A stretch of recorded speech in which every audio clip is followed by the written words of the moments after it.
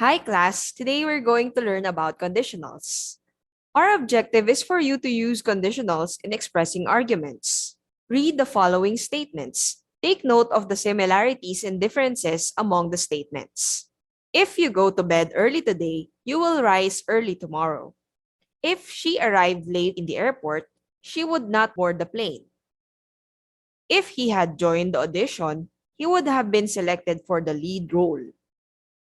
All of the statements express conditions, thus they are called conditional statements. Conditions are defined as situations or circumstances that bring about a particular result. Conditional clauses are commonly preceded by the word if. It is sometimes referred to as the antecedent. There are three kinds of conditional statements. Let's now take a look at each of them. Look at sentence number 1. What is the condition stated? It is going to bed early.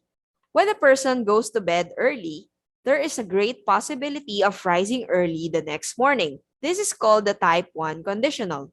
It talks about a particular condition in the future where the situation is real, which the speaker thinks is quite possible. Now, take note of sentence number 2. This is referred to as the type 2 conditional, which talks about an unreal possibility. It refers to a situation that is unreal. So, in the second example, the girl did not think she would have had a chance to arrive in the airport early. It's possible but improbable. We use the past simple to show that it's not likely, not to indicate past time. Lastly, take a closer look at sentence number 3. It talks about a condition in the past that did not actually happen. Therefore, there is no chance for the consequence to occur. This is called the type 3 conditional. It talks about a condition in the past that did not actually happen, and to imagine the result of this situation. In using conditional statements, you have to follow certain structures. Let's now see how it's done.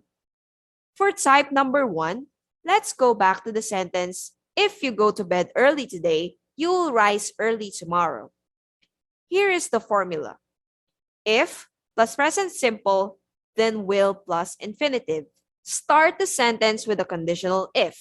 Next, use the simple present tense of the verb. In this case, go, then complete it by adding go to bed early today. Lastly, use the modal verb will, plus the infinitive, which is rise, then complete it by adding rise early tomorrow. Question. Can you change the order of the clauses around? Yes. For example, if you go to bed early today, you will rise early tomorrow. We will interchange the position. The result will go first, then the condition follows. It will now be, you will rise early tomorrow if you go to bed early today. And we remove the comma in the middle of the sentence if the order is changed. For type number 2, let's use the sentence, if she arrived late in the airport, she would not board the plane. Again, as an example. Here's the formula. If plus simple past, then would plus infinitive. Start the sentence with the conditional if. Next, use the simple past tense of the verb. In this case, arrive. Then add late in the airport. Lastly, use the modal verb would, plus the infinitive verb, which is board, then complete it by adding the plane.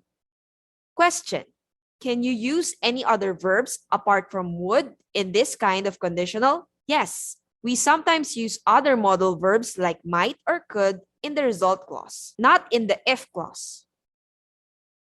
Another question.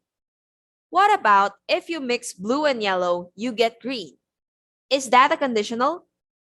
Yes, that's a zero conditional because they are statements about the real world and often refers to general truths, such as scientific facts. An example of a zero conditional is when it rains a lot, the animals move to higher ground. Another question.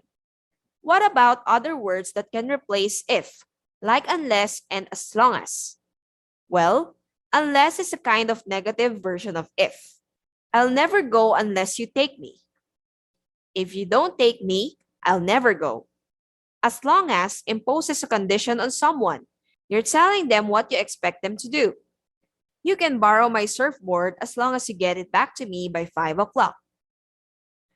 For type number 3, let's go back to the sentence, if he had joined the audition, he would have been selected for the lead role.